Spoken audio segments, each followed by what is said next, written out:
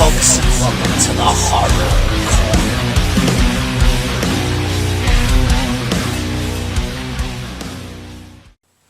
But that would be murder.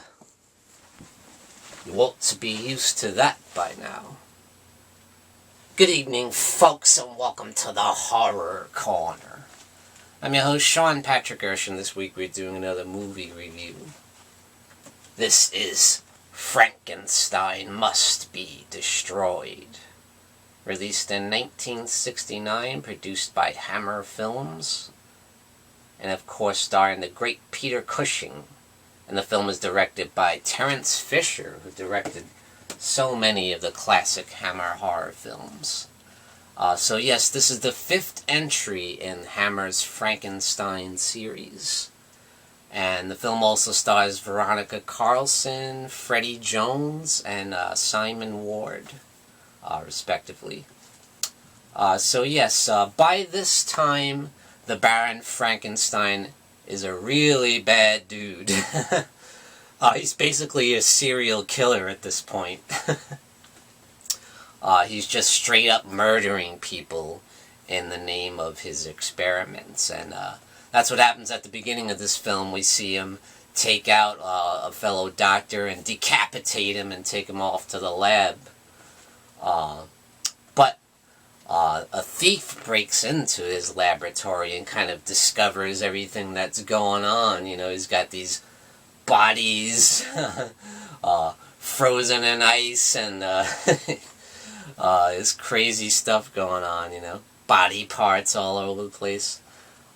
So yeah, he discovers what's going on, and Dr. Frankenstein, you know, fights the man off. You know, he's wearing this creepy-ass mask, which is pretty cool.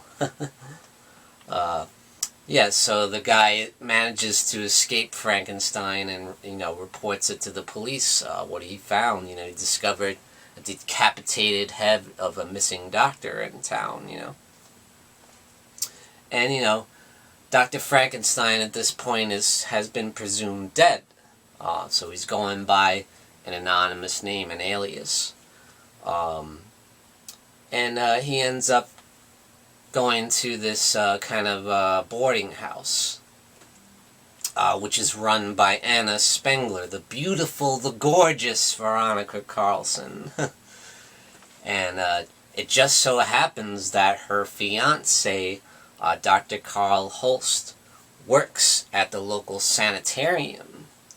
And the sanitarium just happens to hold Dr. Frederick Brandt, who is one of the former colleagues of Dr. Frankenstein, a brilliant scientist in his own right, but he went mad, he went insane, and he was committed to the sanitarium.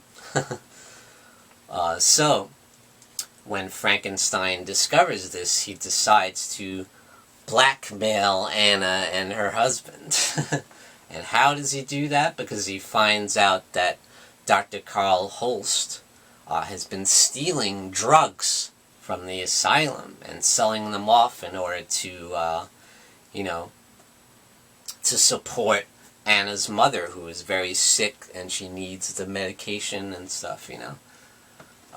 So yeah, illegal drug operation, and Frankenstein uses that to his advantage, of course, and he ends up using Anna and the doctor to help him in his experiments. And of course his plan is to break into the asylum and kidnap Dr. Frederick Brandt and, you know, try and bring him back to sanity. I don't know what he's planning to do, but one thing that Dr. Frederick Brandt was an expert at, and what he did in his experiments, was to learn how to transplant brains. So of course that comes into play into the film. So what happens is, when they do kidnap Dr. Frederick Brandt, he ends up having a heart attack. He goes crazy and he has a heart attack, and, you know, he's on the verge of death. So what they do is they decide to kidnap another doctor from the asylum and transplant Dr. Brandt's brain into him, that young doctor's body. So either way, you'd have a brilliant mind. So Dr. Frankenstein does just that, and he also finds a way to remove the part of the brain that caused Dr. Brandt's insanity. So once the monster comes to life, yeah, he's not insane. He's got all his faculties together. He's still a genius intellect. And, Dr. Frankenstein wants to continue his experiments with his assistant, Dr. Brandt. That's his plan. And, of course, his plans go completely awry. And, and the blackmail that he's using Dr. Carl Holst and Anna with, things don't go his way, as it's supposed to be. This is a horror movie we're talking about. I mean, you can't just have the evil villain prevail and everything work out perfectly for him. It wouldn't be a movie, would it?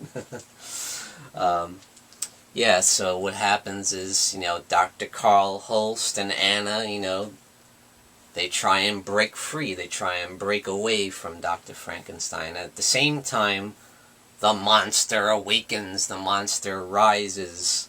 And he's not quite a monster. If you look at it, you could say the experiment was a complete success. Because this time there's no hulking, out-of-control monster just destroying everything in his path, This monster has all his faculties. He's brilliant. He can speak clearly and intelligently. And he's not insane. Dr. Frankenstein removed that part of his brain. So, in effect, the experiment was a complete success. But what happens is Dr. Brandt sees, that he's obviously not in the same body, and he looks hideous with this hideous scar on his head, he can't exactly function normally in society. And he ends up trying to, go back to the home where he lived with his wife. And obviously things have changed. He went away to a mental institution. Not only that, but he's in a completely different body with a different voice. So, he tries to go back to the house and speak with his wife. And he kind of does it through hiding behind a clothes rack thing. But, she does hear him, and he tries to talk to her, he tries to make her believe that, it's really him, it's really her husband, we can still get back together, we can still live a normal life. But when she kind of rejects that, you can't just go back to normal, dude. You're in your brain has been transplanted into another body, it just doesn't work that way. You can't go back to normal,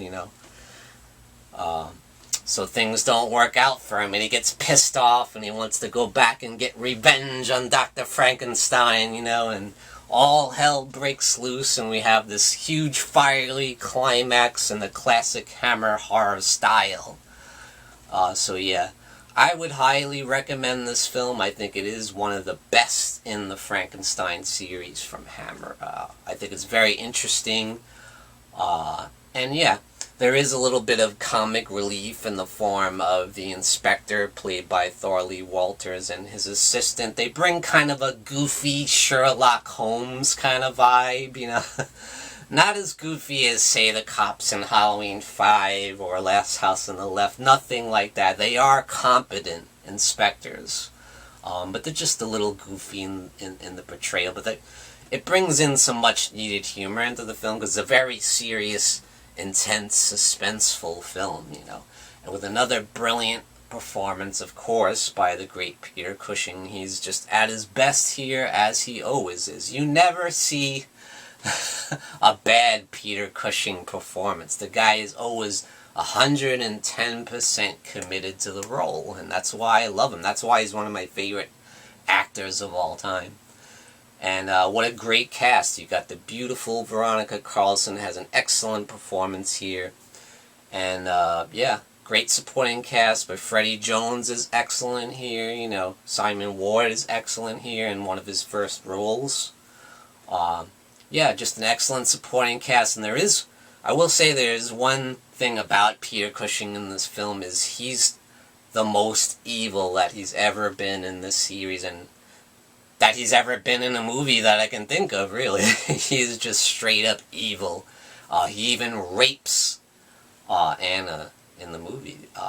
A scene which Peter Cushing and Veronica Carlson, as I read, were against. They did not want that scene in the movie, and it's very intense, it's very disturbing, you know. But I guess the producers wanted to bring kind of a more realistic threat into the film, like the American audiences were doing at the time, you know.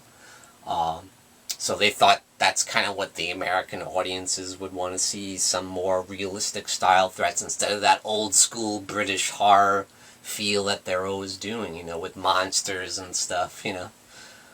So yeah, in this film we got, you know, drug smuggling and you got rape, you know, you got gore and blood, you know. They definitely have a lot more blood and gore and grotesque images in this film. One great scene when they're doing the transplant of the brain surgery. You can see, you know, Dr. Frankenstein takes out the saw and puts it right to the dude's head. And of course, the camera smartly pans up and you just see the look on Frankenstein's face and his assistant Carl. You can just see the horror on his face, and they really sell it, and you can hear the saw cutting through the skull, you know.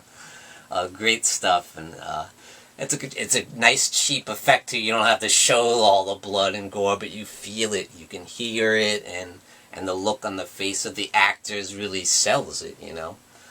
So yeah, excellent film, excellent performances, one of my favorite in the Frankenstein series. So I highly recommend Frankenstein Must Be Destroyed. What a great name, too.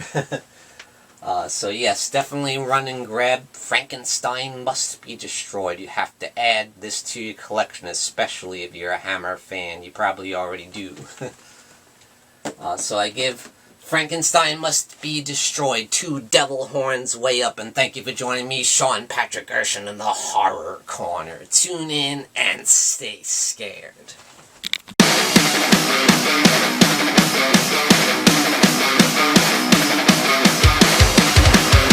Good evening, folks, and we got some brand new merchandise for you over at www.thehorrorcona.com, and that's CONA.com. Representing the Horror Corner. Great new design. We got the Morbid Hour live stream there. You got the Horror Hangout live stream there. And you got my nemesis, the Dark Fate. So grab your t-shirt over at www.thehorrorcona.com. And we also got this beautiful new mug. Look at that. Very, very cool. Thought that came out really nice. So grab your merchandise today over at www.thehorrorcona.com. Folks, don't forget to grab your Sean Patrick Urshan gear and represent the Horror Corner. Also, check out these awesome mugs we have, perfect for your coffee. And definitely check out the Horror Hangout live stream t-shirt and represent the legacy of the Horror Hangout. Check out the link in the description below this video.